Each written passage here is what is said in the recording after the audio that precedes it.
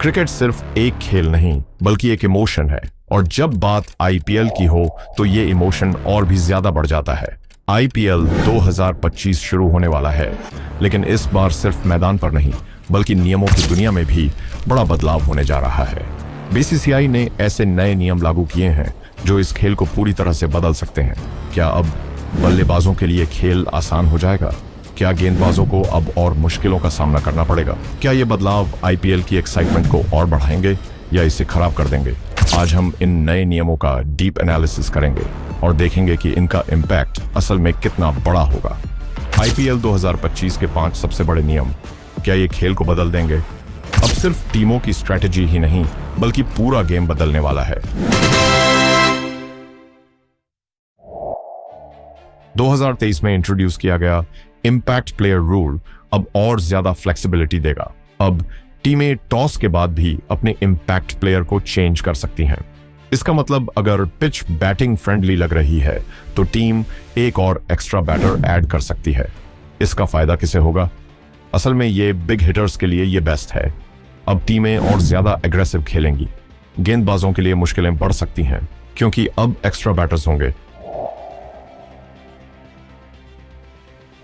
अब third umpire field umpire के गलत फैसले को खुद रिव्यू कर सकता है। पहले डीआरएस सिर्फ प्लेयर्स के पास था, लेकिन अब ये अंपायर्स भी इसमें भाग लेंगे। बात करें इसके फायदा की कि इससे फायदा किसे होगा, तो देखो अंपायर डिसीजंस में गलत फैसले भी हो जाते हैं जिसकी वजह से मैच पलट जाता था, बट अब नहीं पलटेगा। लेकिन क्या इससे गेम की स्पीड कम हो जाएगी? ये बड़ा सवाल है। क्या अब तेज गेंदबाजों की वापसी होगी?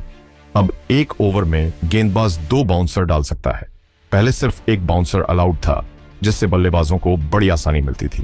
बात करें इसके फायदा की तो तेज गेंदबाजों के लिए यह बेस्ट है। अब बल्लेबाजों को ज्यादा संभल कर खेलना पड़ेगा। लेकिन क्या इससे छक्कों की बरसात कम हो जाएगी? बिकॉज आईपीएल की पहचान ही उसकी हाई स्कोरिंग गेम्स है। कोविड-19 के बाद से गेंदबाजों को सैलिवा यूज करने से रोका गया था, लेकिन अब यह रूल हट गया है। इसका मतलब तेज गेंदबाज फिर से गेंद को चमका सकते हैं और रिवर्स स्विंग ला सकते हैं।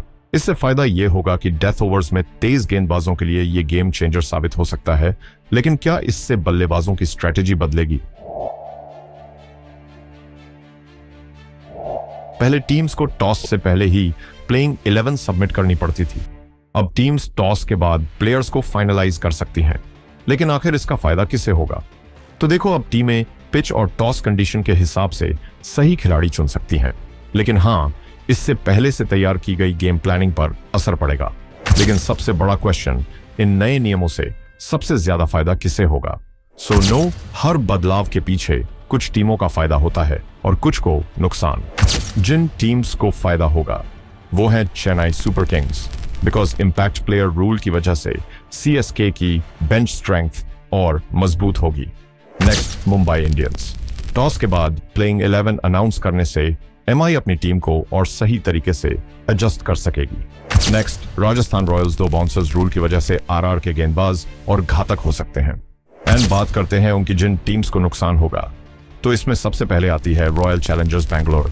देखो, इम्पैक्ट प्लेयर रूल से बैटिंग और स्ट्रांग होगी, लेकिन आरसीबी की वीक बॉलिंग और खराब हो सकती है।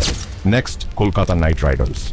अगर पिच स्पिनर्स के लिए फेवरेबल हुई और टॉस से पहले प्लानिंग हो चुकी थी तो केकेआर को मुश्किलें हो सकती हैं।